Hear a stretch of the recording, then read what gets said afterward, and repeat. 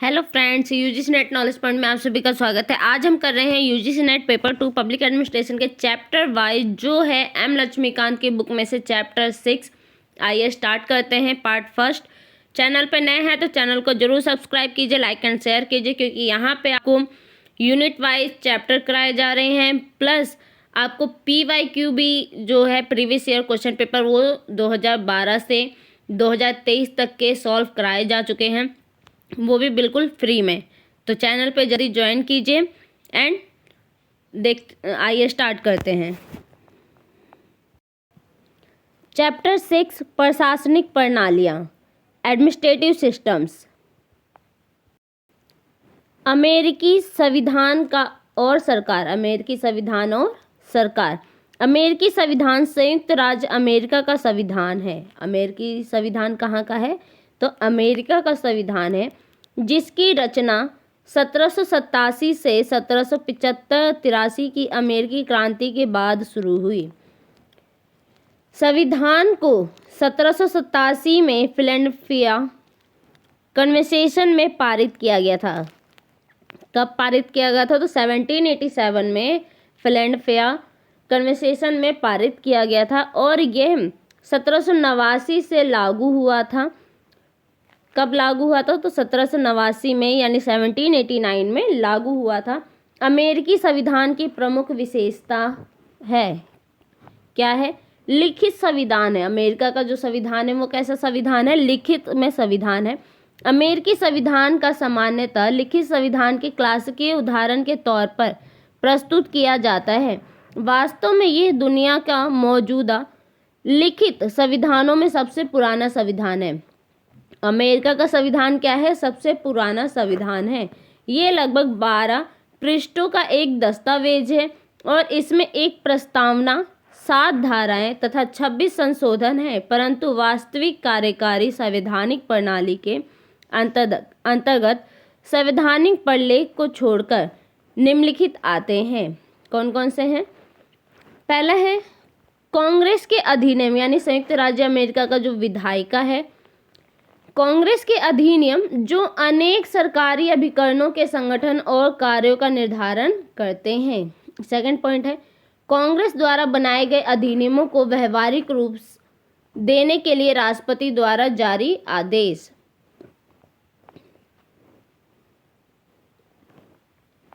Third point है वे न्यायिक निर्णय जो न्यायिक पुनरीक्षा की एक प्रणाली के द्वारा संविधान की व्याख्या करते हैं। उदाहरण के लिए अंतर्निहित अधिकारों के सिद्धांत के द्वारा सर्वोच्च न्यायालय ने संघीय अधिकार क्षेत्र की सीमा को बढ़ा दिया है। फोर्थ पॉइंट है वे राजनीतिक परंपराएं जिनका विकास धीरे धीरे संविधान के इर्द गिर्द हुआ है। उदाहरण के लिए राष्ट्रपति की मंत्रिपरिषद पूर्णतः परंपरा की ही देन है। अतः अपने विद्यमान स्वरूप में अमेरिकी संविधान या संवैधानिक प्रणाली 1787 के संवैधानिक प्रलेख तथा तत्पश्चात के संशोधन कांग्रेस द्वारा पारित अधिनियमों, कार्यकारी आदेशों और न्यायिक व्याख्याओं एवं राजनीतिक परंपराओं की देन है। कि अमेरिकी संविधान किस किस की देन है? जो वहाँ की कांग्रेस है, यानी जो विधायिका है, उसके द्वारा पारित किए गए अधिनियम, जो वहाँ के राष्ट्रपति हैं उनके कार्यकारी आदेश और न्यायिक व्याख्या एवं राजनीति परंपराओं की ये देन है। क्या देन है? संविधान। अनम्य अपरिवर्तनीय संविधान। ब्रिटिश संविधान के विपरीत अमेरिकी संविधान अनम्य है। कांग्रेस इसको उसी तरह से संशोधित नहीं कर सकती जिस तरह से वह साधारण कानून बनाती है।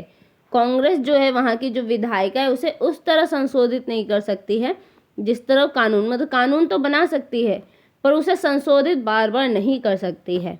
कांग्रेस द्वारा उसमें उस विशेष प्रक्रिया द्वारा ही संशोधन किया जाता है, यानी इसमें कुछ विशेष प्रक्रिया होती है जिसके द्वारा ये संशोधन कर सकते हैं, जिसका प्रावधान संविधान के इसी उद्देश्य में किया गया है। अतः संयुक्त राज्य अमेरिका में संवैधानिक कानून तथा साधारण कानून में भेद है। जो वहाँ का संविधान है उसमें संवैधानिक कानून और जो वहाँ के साधारण कानून है, दोनों में फर्क है, बहुत फर्क है। दुनिया की सबसे 99 अमेरिकी संविधान स्वयं में संशोधन के लिए दो पद्धतियां निर्धारित करता है। कौन कौन सी है?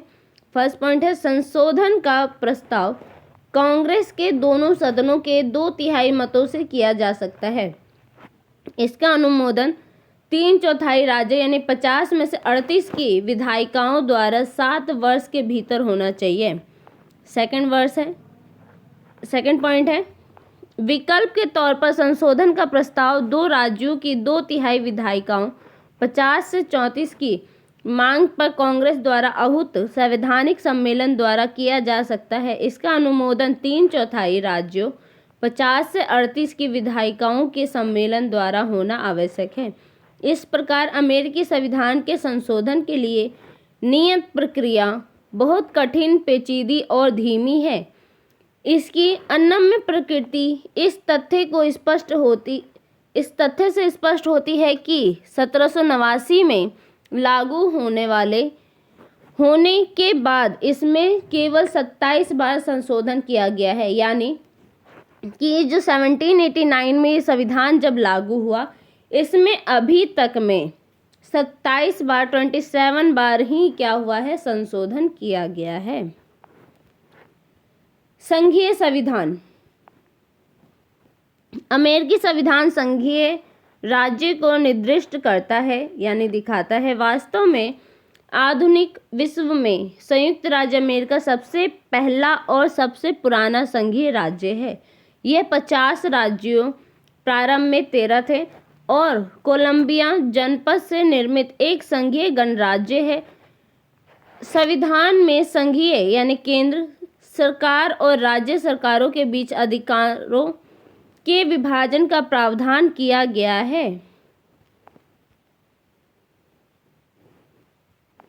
इसमें केंद्र को सीमित और विशिष्ट अधिकार दिए गए हैं और शेष अधिकारों को, यानी कि संविधान में जिनको स्पष्ट नहीं किया गया है, राज्यों के पास रखा गया है। उन अधिकारों को किसके पास रखा गया है? राज्यों के पास। प्रत्येक राज्य अपना संविधान, निर्वाचित विधायिका, राज्यपाल और सर्वोच्च न्यायालय होता है। अध्यक्षात्मक सरकार। ब्रिटिश संविधान के विपरीत अमेरिकी संविधान में सरकार के अध्यक्षात्मक रूप का प्रावधान है। अमेरिकी की अध्यक्षात्मक प्रणाली की विशेषताएं कौन कौन सी है? इसकी विशेषताएं, अमेरिकी राष्ट्रपति राज्य और सरकार दोनों का प्रमुख होता है। राज्य प्रमुख के रूप में उसका पद औपचारिक होता है, किंतु सरकार प्रमुख के रूप में वह सरकार के कार्यकारी अंग का नेतृत्व करता है। संयुक्त राज्य अमेरिका का राष्ट्रपति प्रमुख वास्तविक कार्यकारी होता है। ये वहाँ का असली कार्यकारी होता है। जैसे यहाँ पे भारत में क्या होता है? पीएम होता है कार्यकारी भारत के, वैसे ही अमेरिका का कार्यकारी कौन होता है? राष्ट्रपति। सेकंड पॉइंट है, राष्ट्रपति का चुनाव 4 वर्ष के लिए एक निर्वाचन मंडल द्वारा किया जाता है। कांग्रेस द्वारा उसके विरुद्ध किसी गंभीर असंवैधानिक कार्यवाही के लिए महाभियोग लगाए बिना उसे नहीं हटाया जा सकता, जब तक महाभियोग नहीं लगेगा। थर्ड पॉइंट है, राष्ट्रपति शासन कार्य मंत्रिमंडल या एक छोटे निकाय जिसे किचेन कैबिनेट कहते हैं की सहायता से करता है, किंतु यह केवल परामर्शदायी निकाय होता है और इसके विभागों के अनिर्वाचित सचिव होते हैं। उसका चयन और नियुक्ति राष्ट्रपति के द्वारा की जाती है। वे केवल उसी के प्रति उत्तरदायी होते हैं, वह उनको किसी भी समय हटा सकता है। फोर्थ पॉइंट है, राष्ट्रपति और उनके सचिव अपने कार्यों के लिए कांग्रेस के प्रति उत्तरदायी नहीं होते हैं। वे ना तो कांग्रेस के सदस्य होते हैं और ना ही इसके अधिवेशन में भाग लेते हैं। फिफ्थ पॉइंट है, राष्ट्रपति कांग्रेस के निचले सदन अर्थात प्रतिनिधि सभा को विघटित नहीं कर सकता है। शक्तियों का विभाजन किस प्रकार होता है? अमेरिका संवैधानिक प्रणाली का आधार शक्तियों के विभाजन का सिद्धांत है। जो अमेरिका का संवैधानिक प्रणाली का आधार है वो क्या है? शक्तियों का विभाजन। किसमें होता है? तो विधायिका, कार्यकारिणी और न्यायिक शक्तियाँ अलग अलग है। ये तीनों शक्तियाँ क्या हैं? अलग अलग है। वे सरकार के 3 संवैधानिक अंगों के पास होती है। संविधान की यह विशेषता इसकी 3 प्रथम धाराओं में स्पष्ट रूप से प्रदर्शित होती है। धारा 1 के अनुसार इस धारा के अंतर्गत प्रदत्त तमाम विधायी अधिकार कांग्रेस में निहित होते हैं। धारा 2 का प्रावधान है कि कार्यकारी अधिकार राष्ट्रपति में निहित है और धारा 2 के अनुसार कार्यकारी अधिकार राष्ट्रपति में निहित होंगे। धारा 3 कहती है कि न्यायिक अधिकार सर्वोच्च न्यायालय तथा दूसरे निचले न्यायालयों में निहित होंगे, जिनको कांग्रेस समय समय पर नियुक्त और स्थापित कर सकती है। नेक्स्ट है परीक्षण और संतुलन।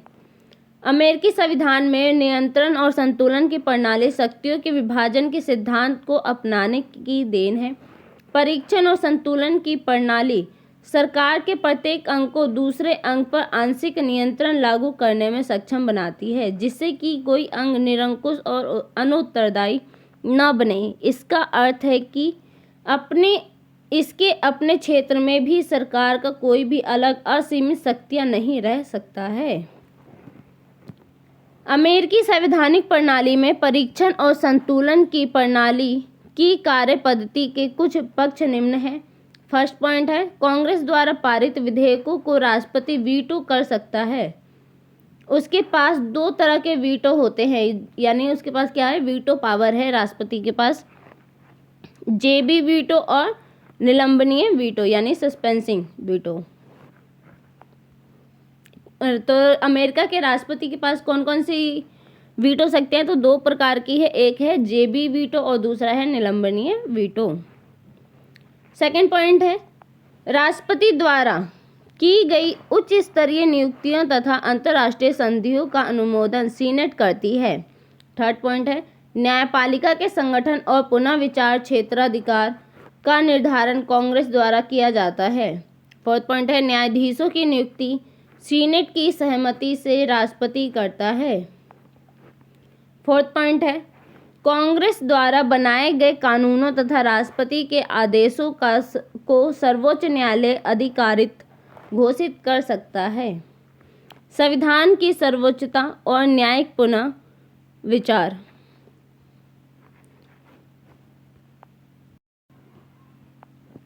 अमेरिकी संविधान कानूनों के सोपान तंत्र के सिद्धांत को साकार करता है।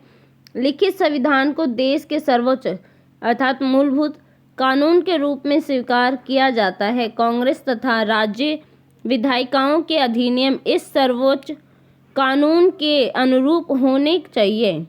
अगर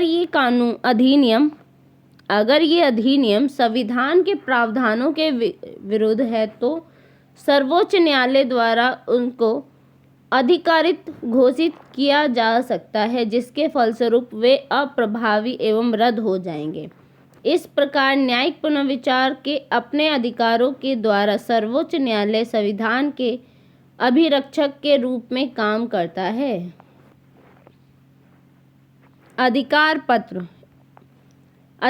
पत्र प्रदान करने के मामले में अमेरिकी संविधान दुनिया का सबसे पहला संविधान है। ये अपने नागरिकों को अनेक अधिकारों की गारंटी देता है। इसके अनुसार न्यायिक प्रक्रिया के बगैर किसी भी व्यक्ति को उसके जीवन, स्वतंत्रता और संपत्ति से वंचित नहीं किया जा सकता। ये अपने सरकार की सत्ता को नियंत्रित करते हैं। न्यायिक पुनर्विचार के अपने अधिकारों के द्वारा सर्वोच्च न्यायालय इन अधिकारों के रक्षक का काम करता है। अधिकार पत्र को मूल संविधान में 1791 में संविधान के पहले 10 संशोधनों के द्वारा जोड़ा गया था।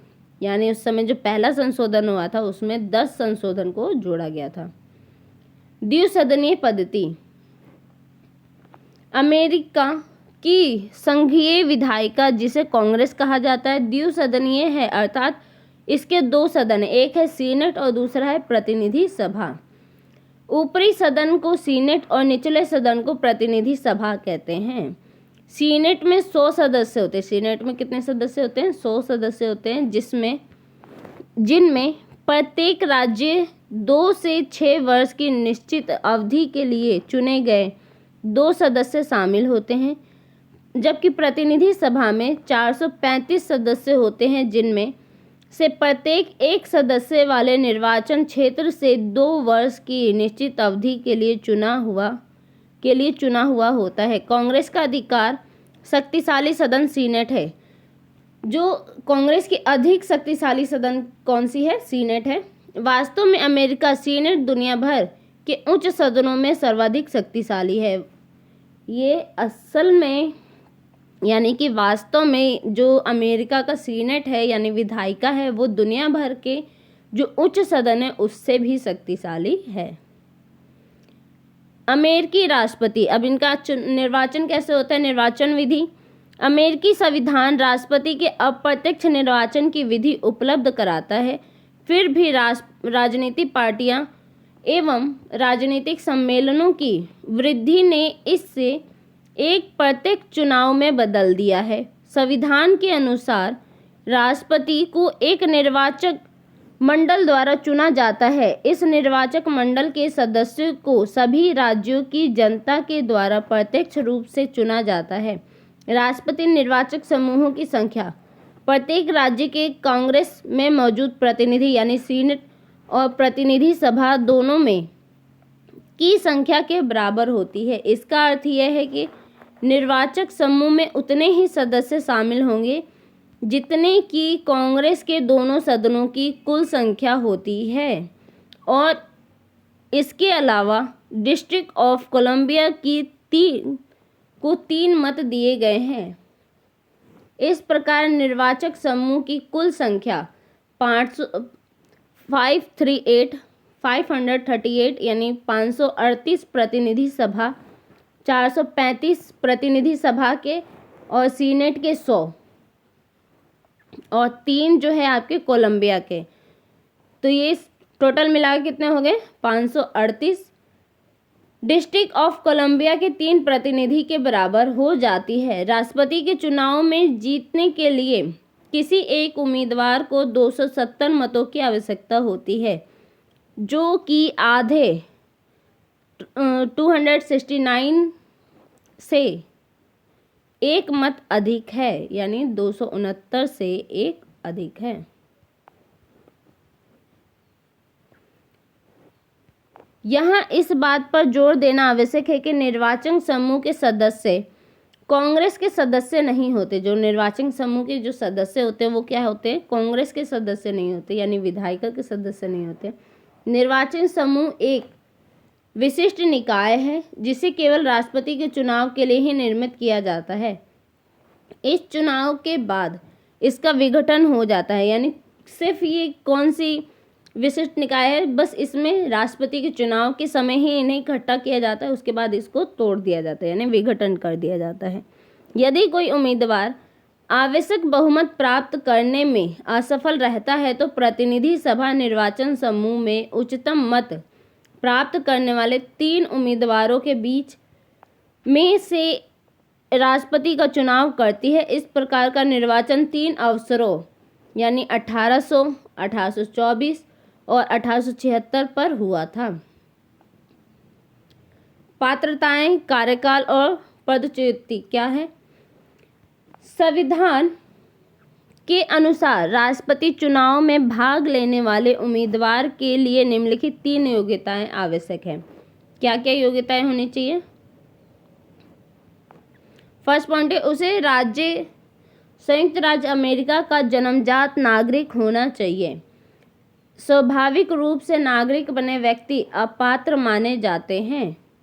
सेकंड है उसे 35 वर्ष की आयु अधिक आयु का होना चाहिए, यानी 35 वर्ष से अधिक आयु का होना चाहिए। थर्ड है उसके द्वारा संयुक्त राज्य अमेरिका में न्यूनतम 14 वर्ष के लिए निकास किया जाना चाहिए, भले ही यह अवधि निरंतर रूप से व्यतीत न की गई हो, यानी वहाँ पे वो 14 वर्ष से रह रहा हो। राष्ट्रपति का कार्यकाल 4 वर्ष के लिए निश्चित होता है। यह केवल एक बार पुनः निर्वाचित होने के लिए पात्र होता है। 1991 के 22वें संशोधन अधिनियम के द्वारा किसी भी राष्ट्रपति के लिए अधिकतम कार्यकाल अवधि 10 वर्ष निश्चित की गई है। दूसरे शब्दों में किसी भी व्यक्ति को राष्ट्रपति के रूप में 2 बार से अधिक नहीं चुना जा सकता, जैसे कि ओबामा चुने गए थे 2 बार। राष्ट्रपति का 4 वर्षीय कार्यकाल 20 जनवरी से आरंभ होता है। कब से शुरू होता है वहाँ पे? 20 जनवरी से उनका 4 वर्षीय कार्यकाल स्टार्ट होता है। राष्ट्रपति को राजद्रोह, घूस या अन्य गंभीर अपराध एवं कदाचार के लिए महाभियोग के द्वारा उसके कार्यकाल से पहले ही पद से हटाया जा सकता है। यानी अगर वो इस राजद्रोह में या घूस लेता हुआ अन्य गंभीर अपराध में पाया जाता है तो उसको महाभियोग के द्वारा उसे हटा सकते हैं। प्रतिनिधि सभा द्वारा बहुमत से महाभियोग की प्रक्रिया आरंभ की जाती है। इसके बाद इस मामले को सीनेट में भेज दिया जाता है। इस परीक्षण अवधि के दौरान सीनेट एक न्यायिक अभिकरण के रूप में कार्य करता है। जो सीनेट है वो क्या करता है?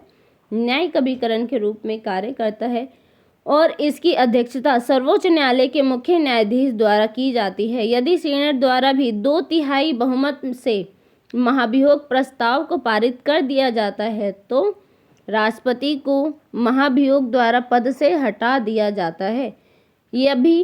अभी तक कोई भी राष्ट्रपति महाभियोग की प्रक्रिया द्वारा नहीं हटाया गया है, किंतु 3 राष्ट्रपतियों एंड्रयू जॉनसन 1868, रिचर्ड निक्सन 1974 तथा बिल क्लिंटन 1998 को महाभियोग प्रक्रिया का सामना करना पड़ा है। यानी ये 3 जो राष्ट्रपति है वो क्या करे हैं? महाभियोग के द्वारा हटाए गए हैं। शक्तियाँ एवं कार्य। अमेरिकी राष्ट्रपति का पद विश्व में सर्वाधिक शक्तिशाली लोकतांत्रिक पद है। लॉर्ड ब्राइस के अनुसार ये दुनिया में महानतम पद है। मुनरो ने कहा था कि अमेरिकी राष्ट्रपति लोकतंत्र में किसी भी व्यक्ति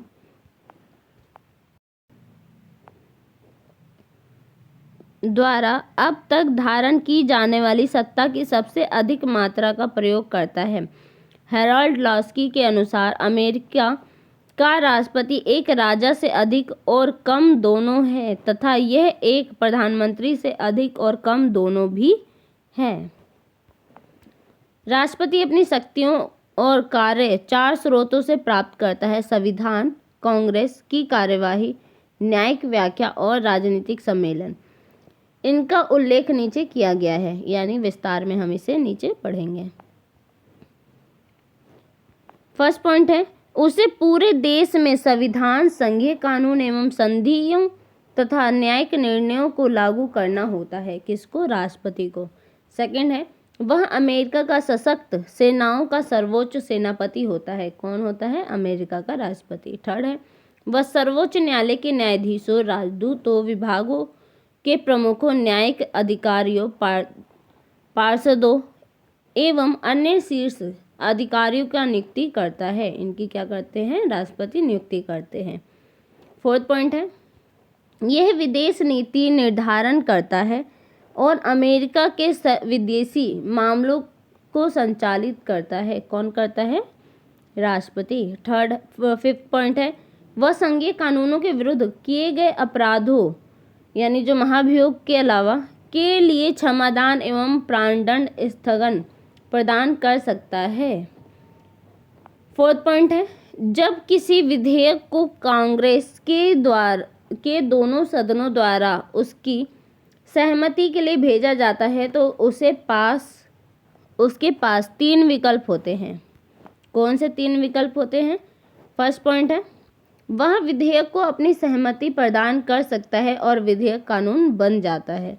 जब राष्ट्रपति वहाँ का उस पर विधेयक सहमति प्राप्त करेगा यानी मंजूरी कर देगा तो वो क्या बन जाएगा? एक कानून बन जाएगा। सेकंड पॉइंट है, वह विधेयक को अस्वीकृत कर सकता है और इसे 10 दिनों के भीतर कांग्रेस को वापस लौटा सकता है, किंतु यदि यही विधेयक कांग्रेस द्वारा 2/3 बहुमत के साथ पुनः पारित कर दिया जाता है तो विधेयक एक कानून बन जाता है और राष्ट्रपति को इस पर हस्ताक्षर करने पड़ते हैं।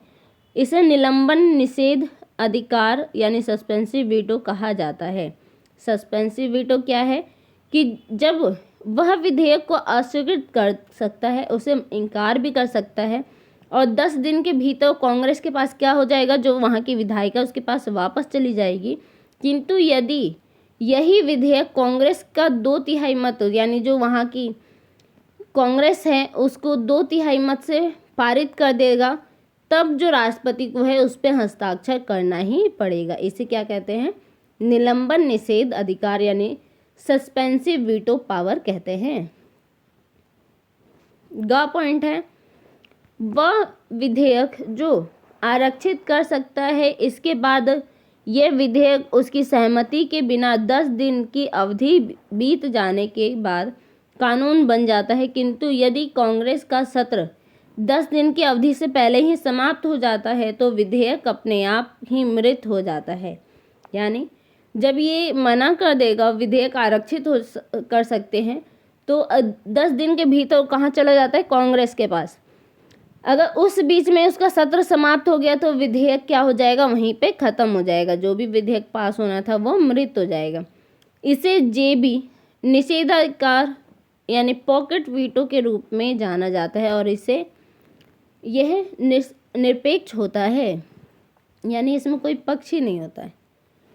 7 पॉइंट है, यह सदन में मौखिक भाषा एक दस्तावेज के प्रेषण द्वारा कांग्रेस को कुछ विधायी उपायों का प्रस्ताव भेज सकता है। 8 पॉइंट है, वह अति महत्वपूर्ण मामलों पर विचार के लिए कांग्रेस के विशेष सत्रों का आह्वान कर सकता है। 9 पॉइंट है, वह राष्ट्रीय बजट तैयार करता है और इसे मंजूरी के लिए कांग्रेस के पास भेज सकता है। 10 पॉइंट है, उसे प्रशासनिक या कार्यकारी आदेशों के रूप में नियमों एवं विनियमों के निर्माण की शक्ति प्राप्त होती है, इसे प्रत्योजित विधान कहा जाता है।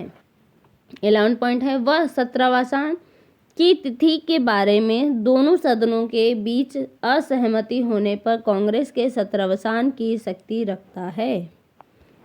राष्ट्रपति का प्रशासनिक कार्यकाल, राष्ट्रपति के प्रशासनिक कार्यकाल यानी EOP executive office of president में सरकारी विभागों के उच्चतम कर्मचारी होते हैं। जो EOP होते हैं वो क्या है, सरकारी विभाग में क्या होते हैं, उच्चतम कर्मचारी होते हैं जिनका काम राष्ट्रपति की सहायता करना है, उन्हें उसे सलाह देना है ताकि सरकार की कार्यपालिका के प्रशासनिक प्रमुख के रूप में वह अपने कर्तव्य और दायित्वों को पूरा कर सके। इस कार्यकाल की स्थापना 1939 यानी 1939 में तत्कालीन राष्ट्रपति फ्रेडरिक डी रूजवेल्ट ने 1939 के पुनर्गठन अधिनियम के अंतर्गत एक प्रशासनिक आदेश के द्वारा की थी। इस कार्यालय की स्थापना की सिफारिश प्रशासनिक प्रबंधन संबंधी राष्ट्रपति की समिति ब्राउला कमेटी की रिपोर्ट 1937 यानी 1937 में राष्ट्रपति को जनरल स्टाफ, राष्ट्रपति के कर्मचारी जो वर्ग थे, उपलब्ध कराने के उद्देश्य से की गई थी। वर्तमान में अमेरिकी EOP में निम्नलिखित कर्मचारी अभिकरण है। कौन कौन है? फर्स्ट है व्हाइट हाउस कार्यालय, सेकंड है प्रबंधन एवं बजट कार्यालय, थर्ड है आर्थिक सलाहकार परिषद, फोर्थ है राष्ट्रीय सुरक्षा परिषद, फिफ्थ है संयुक्त राज्य व्यापार प्रतिनिधि कार्यालय, सिक्स्थ है पर्यावरण गुणवत्ता परिषद, 7 है विज्ञान एवं प्रौद्योगिकी नीति कार्यालय, 8 है राष्ट्रीय मादक यानी पदार्थ जो ड्रग्स है नियंत्रण नीति कार्यालय, और 9 है प्रशासनिक कार्यालय। यहाँ इस बात का उल्लेख किया जाना चाहिए कि कार्मिक प्रबंधन कार्यालय और महालेखा कार्यालय को EOP के अंतर्गत नहीं रखा गया है क्योंकि अमेरिकी कांग्रेस ने इसको अस्वीकार कर दिया था। व्हाइट हाउस जो राष्ट्रपति भवन है, इसमें लगभग 150 गोपनीय भरोसेमंद सलाहकार और निजी सहायक होते हैं। अपनी प्रशासनिक शाखा के रोजमर्रा के कार्य के लिए राष्ट्रपति इन्हीं की सहायता लेता है। इनकी नियुक्ति राष्ट्रपति द्वारा की जाती है और ये राष्ट्रपति द्वारा निर्देशित कार्यों में उसकी सहायता करते हैं। यह कांग्रेस प्रशासनिक विभाग के प्रमुखों, मीडिया तथा जनसाधारण के साथ संबंध बनाने तथा उसे बनाए रखने का काम करते हैं। सेकंड है प्रबंधन एवं बजट कार्यालय। इसका प्रमुख एक निर्देशक होता है जिसकी नियुक्ति सीनेट की स्वीकृति के साथ राष्ट्रपति द्वारा की जाती है। यह आर्थिक विधायी तथा प्रशासनिक प्रबंधन के मामलों में राष्ट्रपति की मुख्य स्टाफ एजेंसी है। इसका मुख्य काम संघीय बजट तैयार करना तथा उसको प्रशासित करना है। यह कार्यकारी शाखा के भीतर संगठन और प्रबंधन को सुधारने की दिशा में काम करता है। यह कार्यकारी एजेंसियों से आने वाले विधायी प्रस्तावों के लिए संशोधन गृह का भी काम करता है। आर्थर मैक्समोहन ने इसको राष्ट्रपति पद का मूर्त रूप कहा था। प्रबंधन एक बजट कार्यालय यानी OMB की स्थापना 1970 में ब्यूरो ऑफ बजट की स्थापन करने के लिए एक प्रशासनिक आदेश द्वारा की गई थी। ब्यूरो ऑफ बजट की स्थापना 1921 के बजट एवं अकाउंटिंग एक्ट से हुई थी। 1939 में इस ब्यूरो को 1939 में इस ब्यूरो को कोषागार विभाग से EOP में स्थानांतरित कर दिया गया था। नेक्स्ट है आर्थिक सलाहकार परिषद। इसमें 3 विख्यात अर्थशास्त्री होते हैं जिनकी नियुक्ति सीनेट की स्वीकृति में राष्ट्रपति द्वारा की जाती है। इसका काम मुख्यतः राष्ट्रपति के नीति संबंधी सिफारिशें उपलब्ध कराने के उद्देश्य से राष्ट्रीय अर्थव्यवस्था का विश्लेषण तथा मूल्यांकन करना है। EOP में इस परिषद की स्थापना कांग्रेस द्वारा 1946 में एम्प्लॉयमेंट एक्ट के द्वारा की गई थी। नेक्स्ट है राष्ट्रीय सुरक्षा परिषद। इस परिषद का अध्यक्ष राष्ट्रपति होता है तथा इसके सदस्यों में उपराष्ट्रपति, राज्य सचिव तथा सुरक्षा सचिव शामिल होते हैं। सेना की संयुक्त कमान के अध्यक्ष तथा केंद्रीय असूचना केंद्रीय क्रमशः परिषद सैन्य एवं असूचना सलाहदार के रूप में कार्य करता है। यह परिषद राष्ट्रपति को राष्ट्रीय सुरक्षा से जुड़ी घरेलू, विदेशी, सैन्य, असूचना एवं आर्थिक नीतियों को एकत्रित करने में सहायता व परामर्श उपलब्ध कराती है। इसकी स्थापना राष्ट्रीय सुरक्षा अधिनियम 1947 के द्वारा की गई थी। इसे 1949 में EOP में भी शामिल कर लिया गया था। इसे भी किस में शामिल कर लिया गया? EOP में। कब? 1949 में। संयुक्त राज्य व्यापार प्रतिनिधि कार्यालय। संयुक्त राज्य व्यापार प्रतिनिधि कार्यालय। इस कार्यालय का प्रधान संयुक्त राज्य व्यापार प्रतिनिधि होता है। मंत्रिपरिषद के स्तर के इस अधिकारी का दर्जा राजदूत के बराबर है और वह सीधे राष्ट्रपति के प्रति उत्तरदायी होता है। इस कार्यालय का काम व्यापार संबंधी तमाम समझौता वार्ताओं को दिशा देना तथा संयुक्त राज्य अमेरिका की व्यापार नीति को सूत्रबद्ध करना है।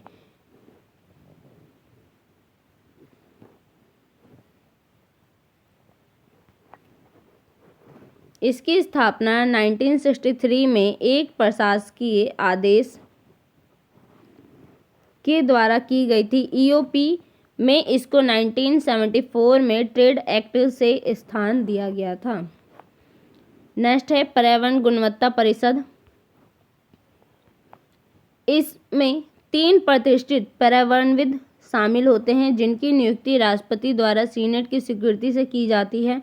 यह राष्ट्रपति के लिए उन राष्ट्रीय नीतियों का विकास तथा उनकी सिफारिश करती है जो पर्यावरण की गुणवत्ता में सुधार लाती है।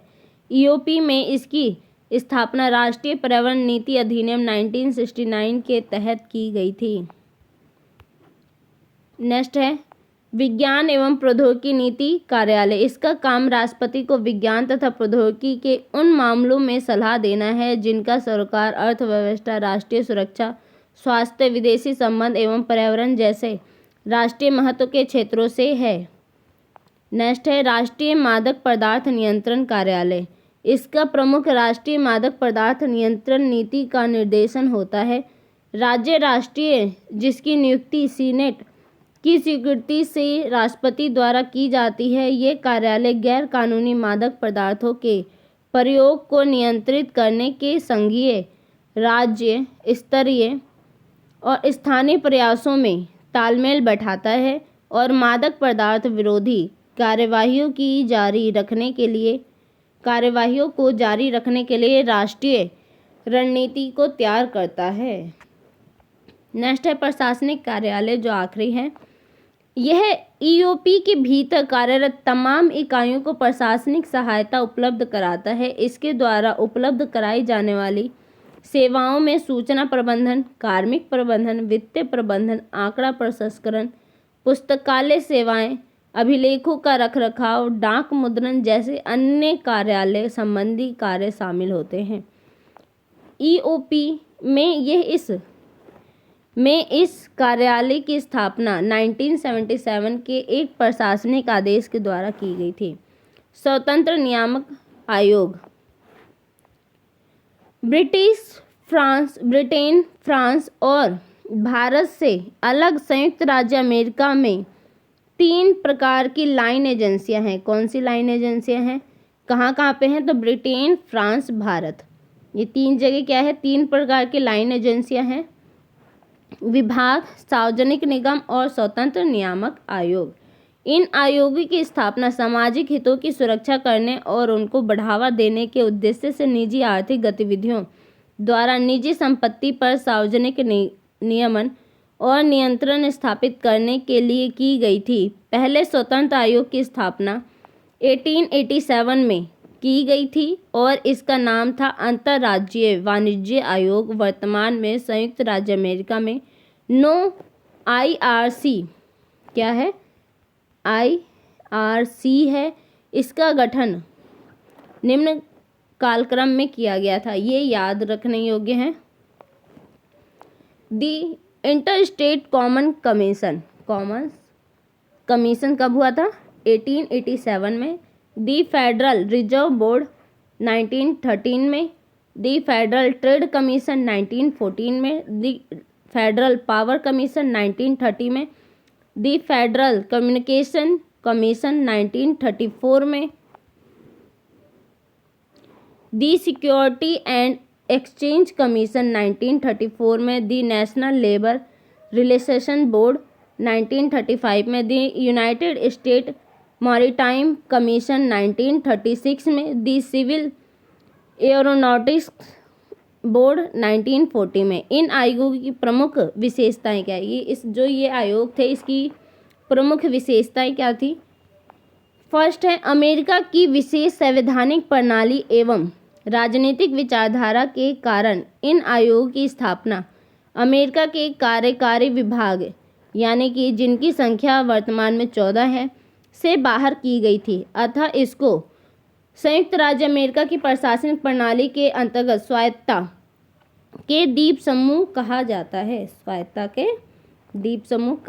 है। सेकंड है, ये नियम बनाते हैं, इन नियमों को लागू करते हैं और इनको तोड़ने वालों के विरुद्ध कार्यवाही करते हैं, या दूसरे शब्दों में कहे तो वे अर्ध विधायी, प्रशासनिक एवं अर्ध न्यायिक कार्य करते हैं।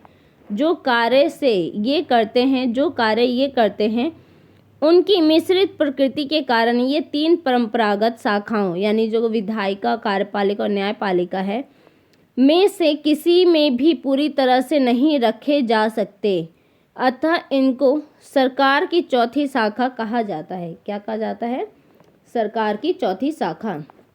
नेक्स्ट है, ये आयोग बहुप्रमुखीय होते हैं और इनके विशेषज्ञ सदस्यों की संख्या 5 या 7 होती है। इनकी नियुक्ति सीनेट की स्वीकृति से राष्ट्रपति द्वारा की जाती है। इनका कार्यकाल 5 से 7 वर्ष का होता है। इनकी सदस्यता द्विपक्षीय होती है।